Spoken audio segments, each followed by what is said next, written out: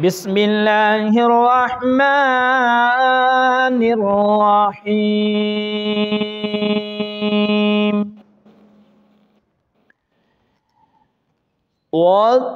والتين والزيتون وطور سينين وهذا البلد الأمين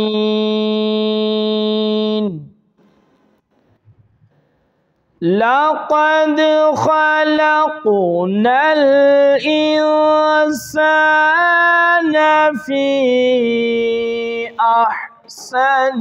تقويم ثم رددناه أسفل سافلين إلا الذين آمنوا وعملوا الصالحات فلهم أجر غير ممنون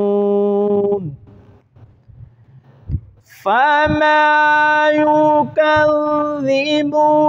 بعد بالدين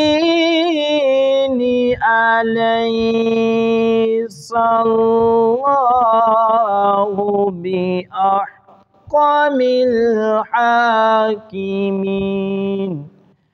آمنت بالله صدق الله العظيم.